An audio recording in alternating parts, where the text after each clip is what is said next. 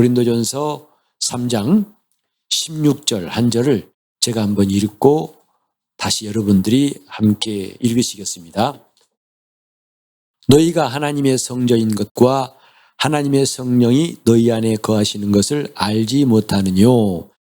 너희가 하나님의 성전인 것과 하나님의 성령이 너희 안에 거하시는 것을 알지 못하느뇨. 우리가 나라는 존재, 인간이 무엇인가를 계속 지금 배우고 있습니다. 내가 나를 제일 잘 알지라고 말하기 쉽지만 과연 내가 나를 얼마나 알고 있을까?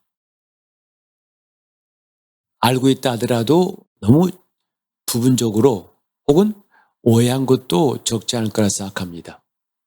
우리는 오래 있다고 아는 게 아니죠. 속담에 10년 살아도 시어머니 성 모른다는 말이 있습니다. 금방 알 것 같은데 누가 물어보면 무슨 시지? 하면서 당황스러울 때도 있죠. 자, 오늘 이제 인간이란 사람은 어떤 존재냐? 곧 이 성전과 인간에 대해서 말씀을 드리도록 하겠습니다.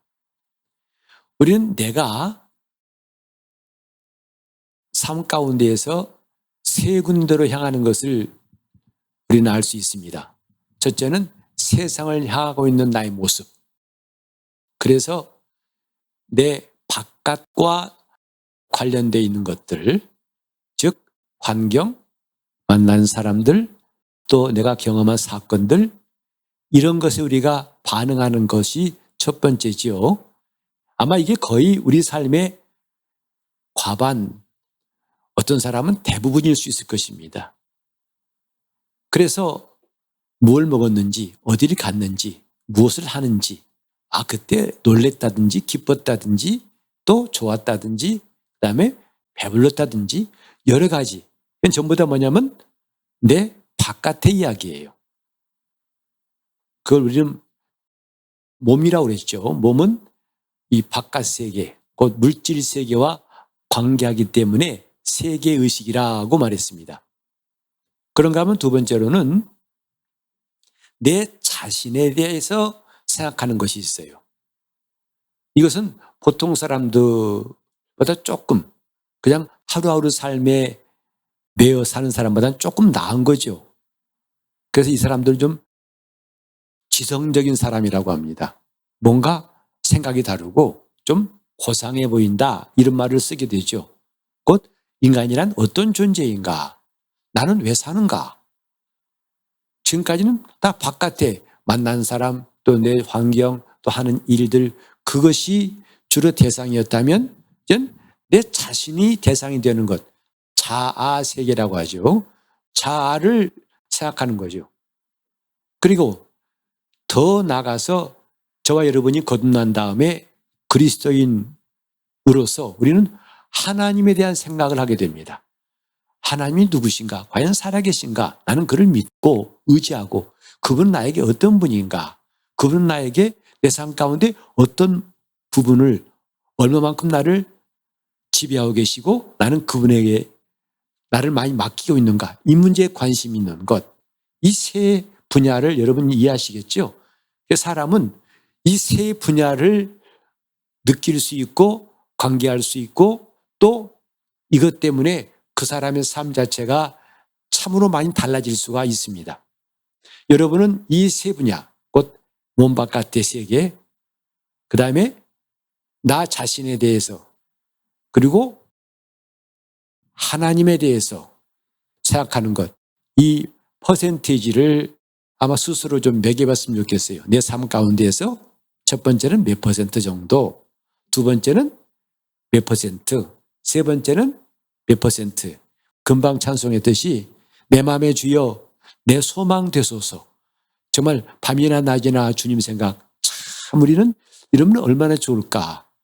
얼마나 주님이 하신 말씀이 귀하고 그것이 내게 절대적이어서 그 말씀이 온통 내 삶을 지배하고 나를 인도하신다면 이게 바로 성령 충만한 사람 아니겠습니까?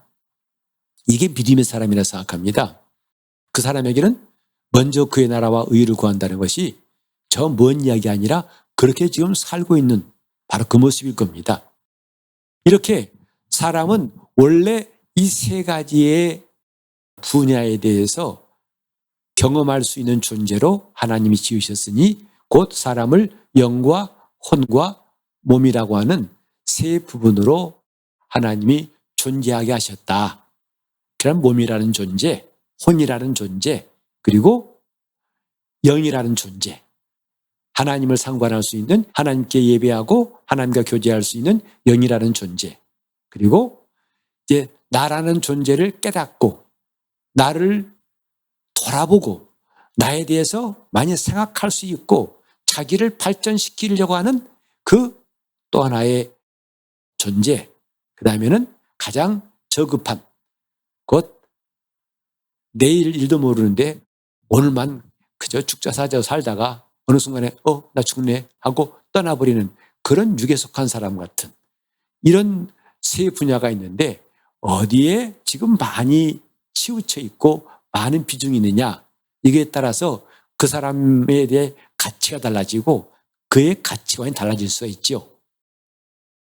이런 영과 혼과 몸의 기본 지식을 바탕으로 해서 오늘은 또 다른 각도에서 사람에 대해서 좀 보겠습니다.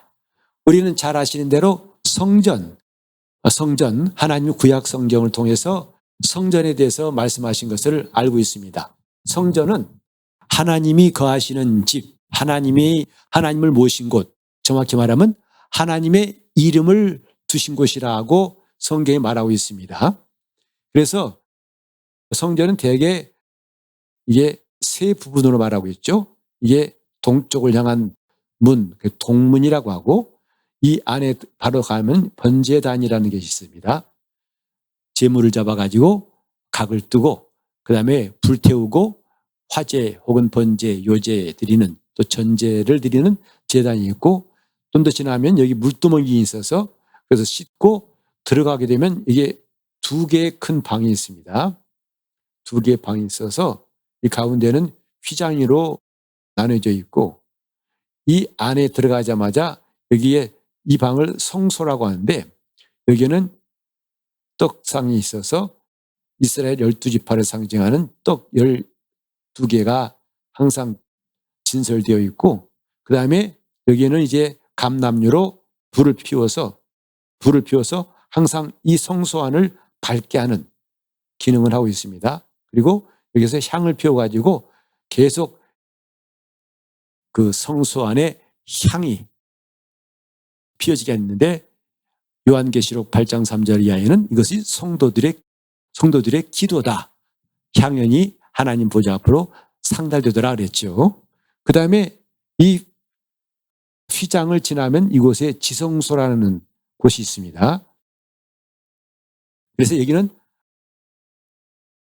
하나님의 법궤 혹은 증거궤, 언약궤라고 이름하는 세 가지 명칭을 가진 이 법궤가 있고 언약궤가 있는데 여기에 이제 만나를 담은 항아리가 있고 그 다음에 언약의 돌비, 하나님의 계명을 새긴 돌비석이 2개 있고 그 다음에 여기에 아론의 쌍난 지팡이가 있더라고 성경에 기록하고 있습니다. 이 세 가지 곧 언약의 돌판이라든지 그 다음에 만나라든지 언약의 지팡이는 아론의 쌍난 지팡이는 다 하나님의 임재를 말합니다. 어떤 사람은 성부와 성자와 성령, 하나님의 말씀, 그 다음에 그분의 말씀이 생명의 떡이 되어 오신 예수, 그 다음에 하나님의 권능의 지팡이에서 삼위 하나님을 의미한다고 설명하기도 하고 어쨌든 이곳은 하나님의 언약궤가 있고 이 양쪽에서 천사 그룹이 다 그 궤를 덮고 있습니다. 그 위에서 덮고 있어서 이곳을 시은좌라고 합니다. 은혜를 베푸시는 자리다 해서 시은좌라고 하는데 이걸 통칭해 이 방을 지성소라고 합니다. 요컨대 성전은 셋으로 이루어져 있다. 곧 이곳을 바깥뜰, 성전뜰이라고 합니다. 바깥뜰이 있고 그 다음에 이곳을 성소라고 일컫고 그다음에 이곳을 지성소라고 일컫는다 이 말이죠. 그래서 성소를 하나님이 이렇게 우리에게 보여주셨고 바로 이곳이 하나님이 내 이름을 두리라 하신 그 성전입니다. 그래서 첫째에 나와 있는 성전 뜰 이것은 모든 사람이 볼 수가 있죠. 그래서 이것은 특별히 이제 이스라엘 사람들을 대표해 가지고 레위 지파 사람들을 세워서 이 성전 뜰에서 양을 잡고 소를 잡고 하는 이 성전에 속한 일들을 직접 하는 실물하는 사람들이 있었습니다. 그래서 이런 모든 외적인 예배, 다시 말해서 양을 잡고 소를 잡아가지고 피 흘리는 제사하는 것, 불태우는 제사하는 것을 다 볼 수 있는 외적인 예배를 드리는 것이 바로 성전 뜰이지요. 그래서 여기서 예수께서도 모든 사람이 다 보는 앞에서 그가 십자가의 형벌을 받으시고 죽으셨어요. 누구나 다 봤어요. 성경에도 그를 찌른 자도 볼 것이라.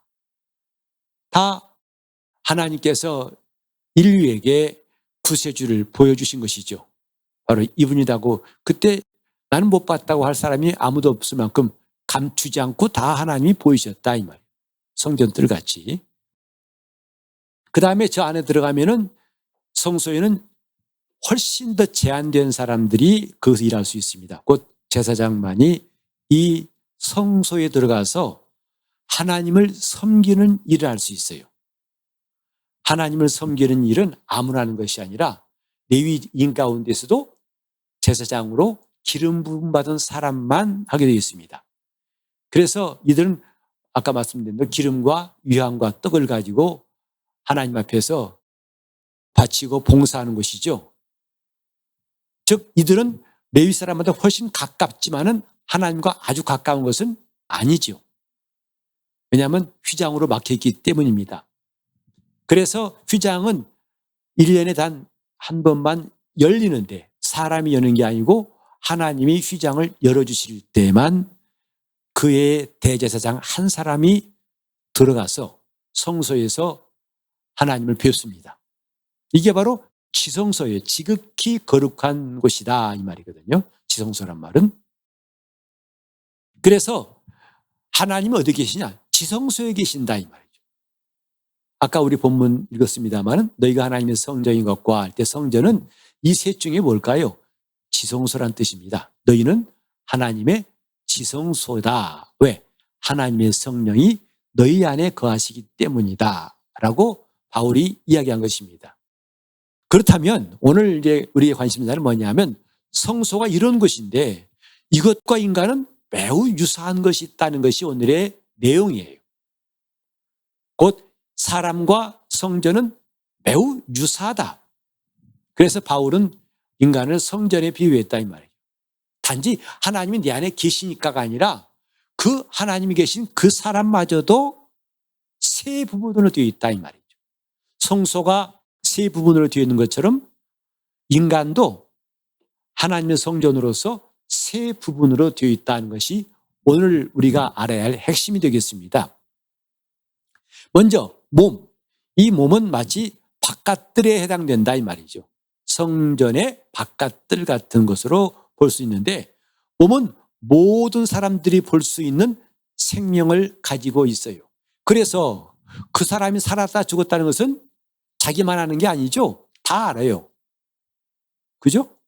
저 사람 죽었네. 살았네. 압니다.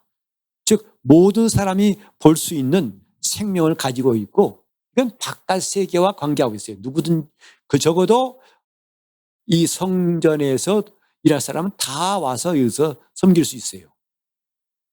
그러니까 인간은 이런 사람으로서 이렇게 바깥 세계와 접할 수 있는 부분이 분명히 있다 이 말이죠.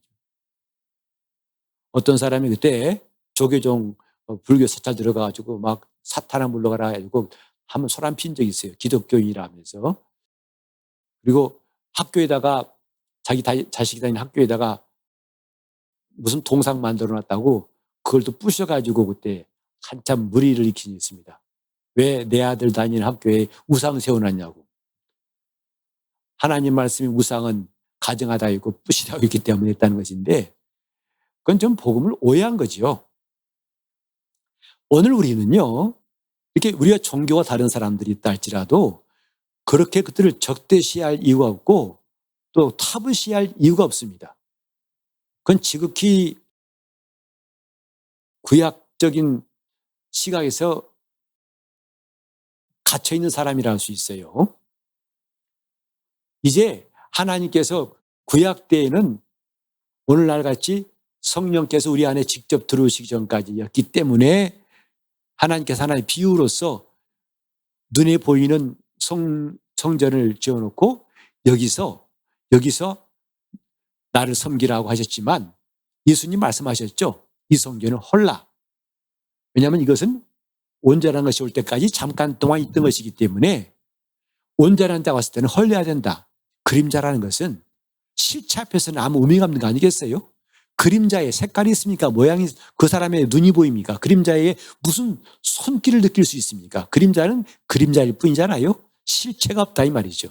마치 이 모양으로 좀 그려놓은 이 성전은 그림자였다.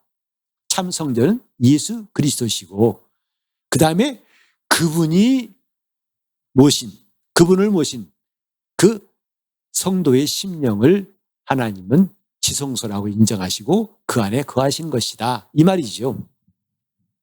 자, 돌아와 가지고 자, 여기서 지금 성전 뜰 같은 사람의 몸, 오늘 저와 여러분의 몸은 마치 성전 뜰 같아 가지고 다 볼 수 있는 부분들이에요.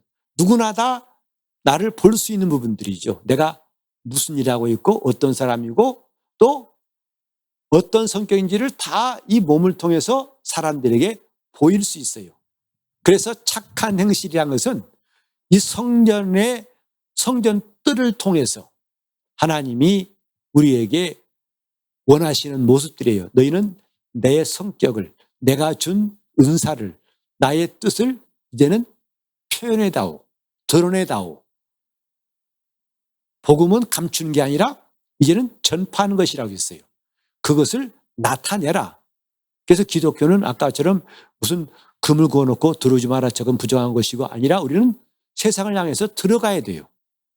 저 절이나 수도원처럼 산으로 올라간 것이 아니라 너희는 가라 세상으로 하셨어요. 이제 너희의 착한 행실을 보고 하늘에 계신 하나님을 믿게 하라는 거죠. 그런 점에서 이 성전의 뜰 같은 내 몸이 있습니다. 이 몸은 곧 하나님께서 말씀하신 것에 복종해야 하는 내 지체예요. 어떤 때는 우리 육체가 마치 많은 부담이 될 때가 있죠. 정말 이 육체가 짐스러울 때 여러분 없나요? 정말 이 육체가 없다면 얼마나 자유로울까. 또 얼른 육체를 벗어나고 싶어서 아유 주님 얼른 오십시오라고 기도하고 싶을 때가 있죠. 하지만 이것을 주신 목적은 뭐냐면 아직 이걸 가지고 하나님이 주신 뜻을 표현할 수 있는 기회를 허락하신 거예요.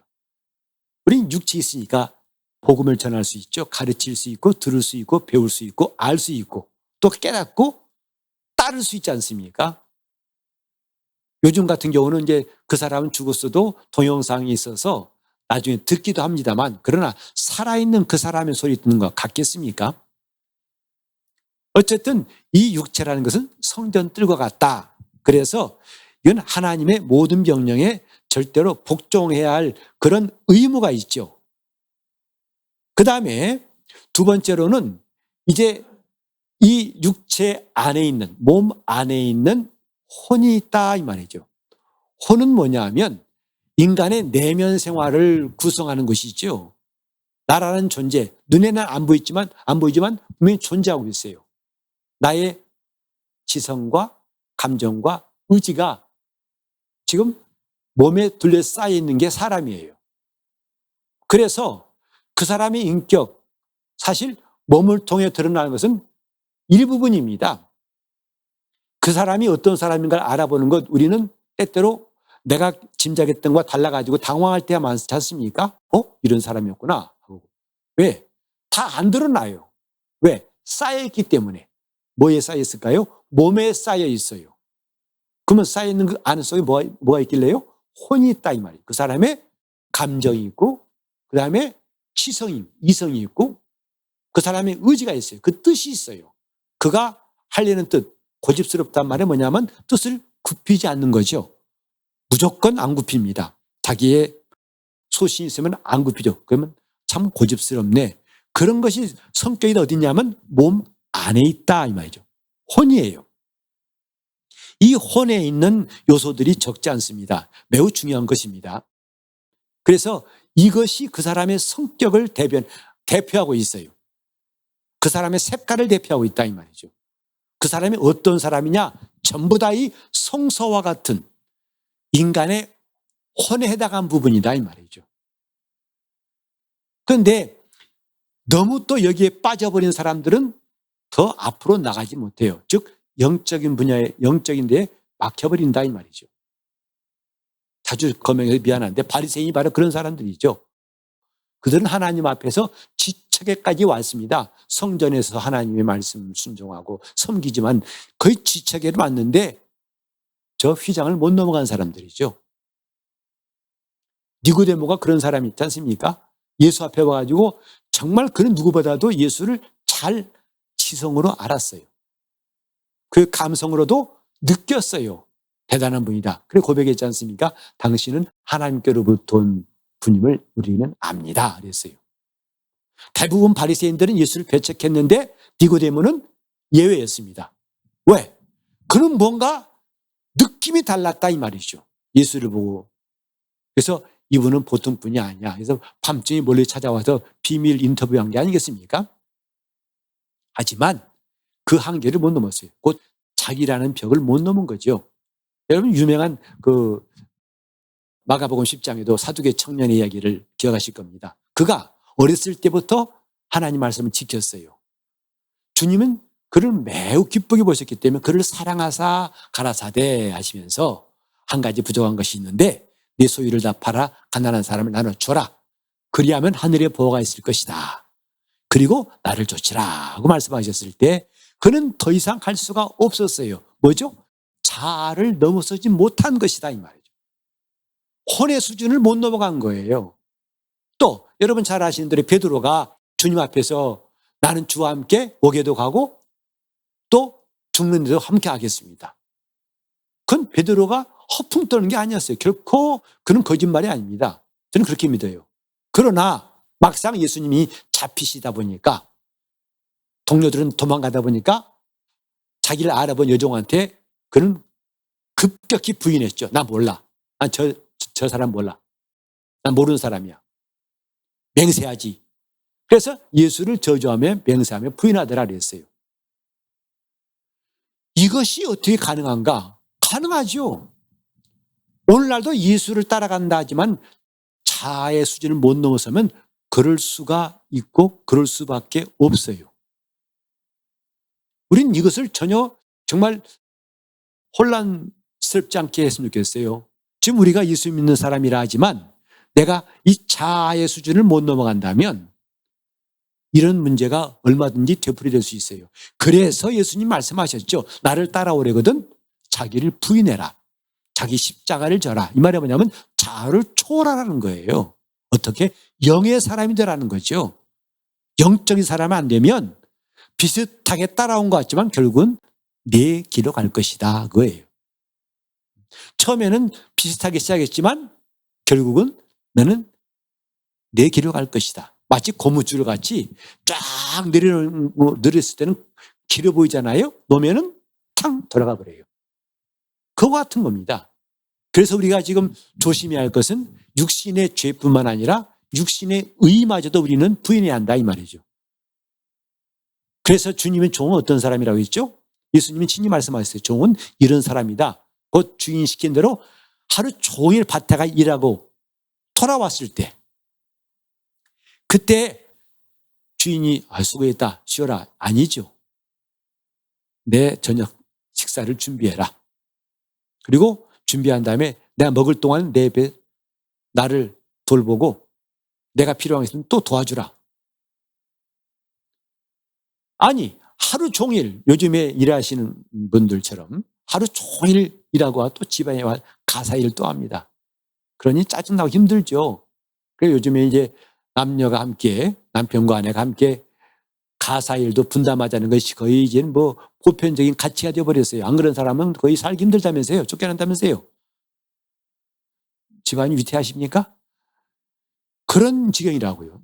그건 서로가 협력해야 되죠. 힘든데 어떻게 남자가 부엌에 들어가 못 가 했다가는 21세기 사람이 아니라 18세기 사람일지 몰라요. 그런데 마치 그걸 연상할 만큼 하루 종일 일하고 온 종한테 내 식사 준비해라. 나를 시중 들어라. 그리고 나서도 주인이 칭찬하지 않습니다. 종에 비해서는 칭찬을 고사하고 그저 무익한 종이 해야 할 일을 했을 뿐입니다. 하고 말해야만 된다 하고 이를 가르치신 분이 주님이세요. 오늘 우리가 교회에서 일할 때도 정말 그 말씀이 마음에 떠오르으면 좋겠어요. 우리는 내가 해준 거, 내가 한 일을 갖다 남이 칭찬 안 하면 섭섭하지요. 마음이 상하죠. 솔직히 마음이 상하지 않습니까? 목사라도 좀 알아줬으면 좋겠는데 안 알아줘요. 기분이 별로 안 좋죠. 참는 것도 한계가 있죠. 한 번, 두 번 하다 안 그러면 나중에 안 해요. 그것 자체가 뭐냐면 지금까지 다 자기의 의로 한 것이다 이 말이죠. 육체의 의라 이 말이죠. 그것마저도 주님은 버리라 하신 겁니다. 그것은 자아를 초월하기 위해서는 그것마저도 자기를 부인할 수 있어야 한다. 이 말씀이죠. 이렇게 지금 성소에 해당되는 혼 같은 부분이 인간의 혼은 성소와 같다 이 말이죠. 부지런히 섬기고 또 일하는 것입니다. 그러니까 옛날 제사장이 했던 것처럼 하나님을 섬기는 사람, 섬기는 일을 해야 됩니다. 누가? 혼이 해야 돼요. 영이 하는 게 아닙니다. 혼이 해야 됩니다. 그런데 혼이 하다가 샛길로 빠진다고 했죠? 뭐죠? 자기의 의를 위해서 한다 이 말이죠. 자기 자랑이 되어버리고 자기 공로를 세우면 속된 말로 말짱 헛거예요. 오히려 그 사람은 차라리 그런 일을 안 했으면 더 좋을 뻔했어요. 오히려 더 겸손해질 수 있었는데 겸손할 기회마저도 잃어버릴 수가 있다 이 말이죠. 이래서 신앙생활은 참 하나님을 위한다는 것이 내가 나를 위하는 거하고 때로 혼란스러울 때가 경계가 애매할 때가 있어요. 우리는 그러나 신령한 사람이라면 그걸 잘 구별할 수가 있죠. 지금 내가 하고 있는 일이 정말 주를 위해서 한 것인지 아니면 말은 그럴싸하겠지만 속으로는 나를 위해 한 것인지. 여러분 나를 위하여 아니 이렇게 합시다. 나 영혼을 위하여란 거하고 내 영혼을 위한 거하고 하나님을 위해서 한 거하고 일치한다 생각하세요? 그렇지 않다 생각하세요? 물론 답은 여러분이 하시기 바랍니다. 우린 지금까지 이게 같다고 생각했어요. 나 영혼을 일하는 것은 곧 주를 위해 일한 것이다. 근데 그건 반은 맞고 반은 틀린 이야기예요. 틀렸다는 이야기가 뭐냐면 그건 가짜 자기를 위해서 일하는 것 가지고 그렇게 말할 수 있다는 걸 말하는 거죠. 마치 바리새인처럼 그들도 하나님을 위해 일하는 사람들입니다. 그들은 입만 열면 하나님을 섬기는 사람이라 했습니다. 그러나 주님은 그것을 인정치 않으셨죠. 이렇게 그 반은 틀리다는 부분은 그것이고 이제 반은 맞다는 것은 조금만 지나면 이제 그 설명될 것입니다. 조금만 지나면 그게 나올 거예요. 하여튼 지금까지는 틀려요. 지금까지는 나 영혼을 위해서 하고 하나님을 위해서 하는 거하고는 같다 틀리다? 틀리다 쪽에 훨씬 지금 많이 와 있다. 그런 부분 반은 틀리다 이 말이죠. 자 그러면 또 한 가지가 있는데 뭐냐면 더 깊이 들어가면 아까 성소 지난 다음에 지성소가 있다고 그랬죠. 그것이 뭐냐면 인간의 영이에요. 영은 혼보다 깊은 데 있어요. 그래서 그 너희 마음속 깊이 숨기운 사람이라 성경에 보면 너희 마음속 깊이 숨기는 사람이라고 했는데 그게 영을 말하는 것입니다. 속사람을 말한다 이 말이죠. 지성소는 하나님을 모시는 곳이에요. 섬기는 정도가 아니라 모시는 곳이다 이 말이죠. 무슨 이야기냐면 아까 우리가 절반 틀리단 말 한번 생각해 보세요. 난 하나님을 섬기는데 근데 그것이 헛될 수 있죠. 왜냐하면 내가 그분을 제대로 모시지 않다면 섬길 수 있다 없다? 없다는 거예요. 그분을 모시지도 않고 섬길 수가 있어요. 그게 우상이에요. 잘못된 신이다 이 말이죠. 섬기기는 섬겨요. 근데 하나님이 아니라 자기를 섬겨요. 그게 타락한 거라 이 말이죠. 그래서 정말 섬기려면 뭐 해야 한다? 하나님을 모셔야 한다 이 말이에요. 그분을 모신 것이 어디예요? 영이에요. 내 영에. 그러니까 하나님을 모셨다 해놓고 섬기지 않는 것도 문제고 하나님을 섬긴다면서도 그분을 제대로 모시고 있지 않다면 그것도 헛것이다 이 말이죠. 제대로 하면 뭐예요? 그분을 모시고 그분을 섬겨라 이거예요. 그래서 주님께서 하신 말씀도 무엇을 먹을까 무엇을 마실까 뭘 입을까 걱정하는 것보다도 먼저 필요한 게 뭐다 하면 먼저 그의 나라와 의를 구하라. 먼저 그분이 내 안에 계시게 하라는 거죠. 그런데 내 안이란 말은 내 영에 요즘에 기독교 서적 가운데 많이 나온 책들 중에 뭐냐면 자기가 만든 신. 그러니까 요즘에 현대 기독교인들에 대해서 아주 날카롭게 비판하는 것들이거든요. 많은 기독교인들이 자기가 만드는 신을 섬긴다는 거예요. 참신을 모시고 그분을 섬긴 게 아니라 내가 만들어 온 내 하나님을 섬긴다는 거죠. 이것에 대한 위험성은 참 여러 사람들이 경고하고 있습니다. 우리는 이 영은 하나님을 내가 모신 곳, 오직 내 영에만 모실 수 있으니 성령은 내 영에 임하신 하나님이다 이 말이에요. 내 영은 그래서 그분을 모신 지성소다. 주님이 내 안에란 말은 내 몸 안에라는 것도 아니고 내 혼 안에라는 것도 아니고 내 영에 이 말이에요. 나의 영 안에 하나님을 모시라. 거듭난 생명은 어디에 있다고요? 영에 있습니다. 성령은 내 영에 들으시고 하나님의 생명은 내 영에 주신 거예요. 모든 영적인 것은 다 내 영에 임한다. 예수 이름도 영에, 하나님 말씀도 영에, 그 능력도 영에, 생명도 영에, 모두 하나님 주신 영적인 것들은 다 그 주신 것들을 받을 수 있는 장소가 어디라고요? 영이에요. 이 몸이 분명히 존재한 것처럼 우리는 영이 존재한다는 것도 깨달을 필요가 있습니다. 왜? 내 영은 그분을 모실 수 있는 거룩한 처소. 예수께서 이런 말씀하신 적이 있습니다. 어떤 서기관이 나와가지고 자기가 주님을 존경하고 따르겠다고 하니까 웬만하면 그게 환영할 일 아니겠어요? 요즘 말로 하면 유력한 인사가 나라에서 굉장히 힘 있는 사람이 와가지고 목사님 내가 오늘 이 교회에 나오겠습니다 할 때 목사로서는 반가운 일이 될 수 있겠죠. 그렇다고 우리 교회 뭐 대법원장이 나오신 교회고 또 국무총리 나오는 교회라고 자랑할 수 있겠죠. 즉 그럴싸한 상황이 뭐냐면 한 서기관이 나와가지고 예수여 내가 당신을 따르겠습니다. 이거 아니겠어요? 당신 제자가 되겠습니다. 마태복음 8장 18절 이하에 나오는데 정말 이건 주님도 흡족해 하실 일인데도 불구하고 주님이 하신 말씀은 여우도 굴이 있고 공중의 새도 거처하시되 인자는 머리 둘 데가 없다 하셨어요. 정말 속된 말로 뜨아한 거죠. 주님이 왜 저렇게 말씀하실까? 좀 잘 붙잡아 주시지 저걸 왜 저렇게 말씀하실까? 아쉬워하는 사람이 있을지 몰라요. 그때 여우도 굴이 있고 공중의 새도 거처 있다. 이 말씀이 좀 어렵다고 생각하는 분도 있습니다만은 예수님의 말씀은 나는 말이야 너무 신세가 처량해서 낸 지방 간도 없어. 월세방도 없어. 이 뜻이 아닙니다. 어떤 이는 그 본문 그 설교하시다가 눈물을 냈다 하더라고요. 주님이 이렇게 불쌍하셨다고. 집 한 칸 없어서 이렇게 한탄하셨다고 그러는데 그건 주님에 대한 오해를 말하는 거죠. 주님의 말씀은 그 뜻이 아니에요. 내가 이 땅에 머물 곳을 들어온 자가 아니다 이 말이죠.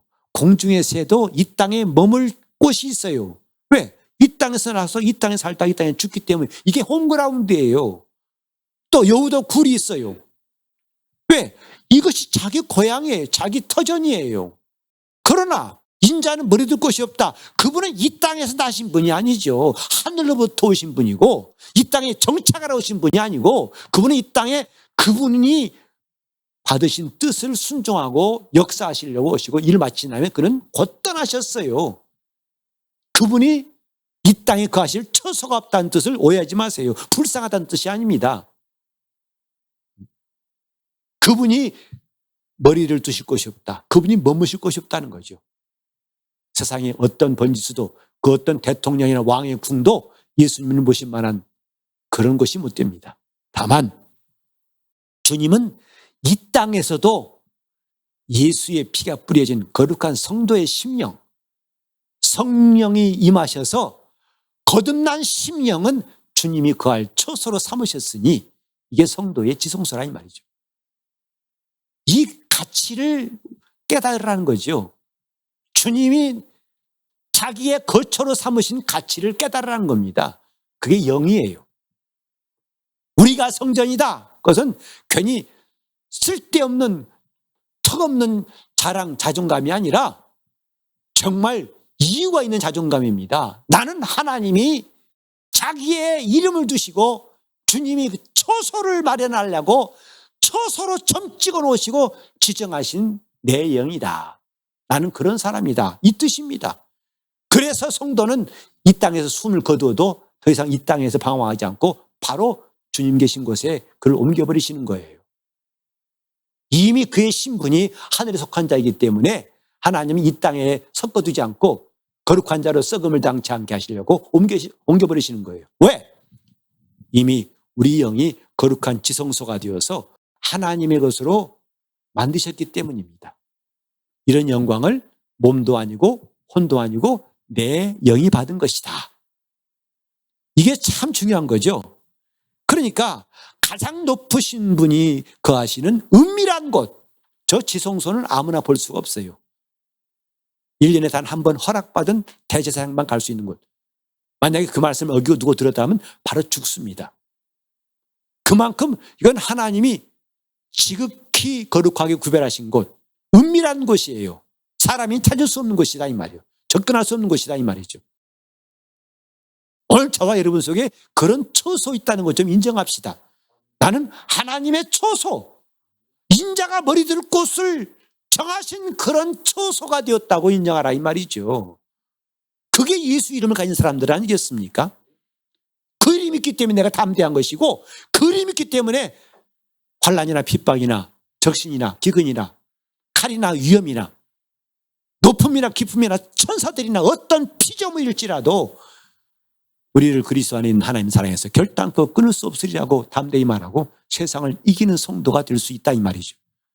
이게 성도의 가치 아니겠어요? 오늘 그런 자기 가치를 너무 헐값에 팔아넘기지 마시고 그분의 약속을 너무나 쉽게 생각하지 마시고 그분의 말씀을 너무 쉽게 여기지 마시고 오히려 귀하게 여기시고 그 말씀대로 사는 것을 정말 생명처럼 여기는 사람, 복 있는 사람입니다. 주님은 그 사람을 결코 잊지 않습니다.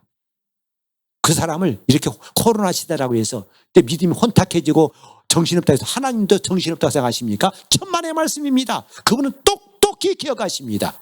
그분은 분명히 기억하십니다. 누가 말씀을 지키는지 지키지 않는지 그 마음이 어떠한지 하나님은 이 광야 40년 동안에 그분은 하나하나 살피신다고 신명기 8장 1절과 2절에 말씀하고 있어요. 그런 비밀을 가진 것이 어디라고요? 영이에요. 그래서 하나님이 내 영을 거룩하게 구별하신 걸 감사해야 됩니다. 내가 그분을 모신 처소인 것을 감사하게 여길 수 있어야 할 것이다 이 말이죠. 그래서 저 성전들에는 밝은 태양이 있어야만 일할 수 있습니다. 근데 저 성소에 들어가면 방이니까 깜깜하죠. 그래서 어둠을 밝히기 위해서 촛불을 켜놨어요. 24시간 동안. 근데 지성소에는 불에 대한 말씀이 하나도 없어요. 그러면 깜깜할 텐데, 아니 왜 태양빛이 있고 촛불이 있는데 지성소에는 빛이 없대야? 빛이 없는 게 아니라 빛이 필요 없는 것이에요. 왜? 하나님이 친히 빛이 되기 때문입니다. 태양빛도 쓸데없고 촛불과는 비교할 수 없는 하나님의 빛이 있기 때문에 지성소에는 어떤 조명도 필요가 없어요. 하나님이 친히 영광이시기 때문이다 이 말이죠. 이것이 성도의 가치입니다. 나는 지금 그러므로 이 영의 가치를 알자는 거죠. 내 영의 가치. 하나님을 모시지 않는 영은 이미 불 꺼진 방이고 주인 없는 집과 같아요. 그러나 반대로 그분이 계신 거룩한 심령은 그 어떤 것보다 귀하다. 하나님과 직접 교통하고 있고 하나님께 예배하고 있고 하나님을 가까이 하고 있고 아까 말했지만은 몸은 자꾸 바깥 세계에 대해서 만나는 사람과 그 간 환경과 하는 일과 그의 위치와 명예와 이런 것에 관심이 많아요. 생각하고 있어요. 무엇을 먹을까? 무엇을 마실까? 무엇을 입을까? 누구를 만날까? 하나도 그 다음 높은 수준은 나라는 존재. 내가 어떤 존재인가? 저런 일들이 있다 할지라도 내가 만약 이 땅을 떠난다. 무슨 소용이 있을까? 자기라는 존재에 충실하고 싶어서 자기를 통찰하고 자기를 생각하죠. 그러나 더 수준 높은 것은 하나님을 생각할 수 있는 존재에 있다는 것.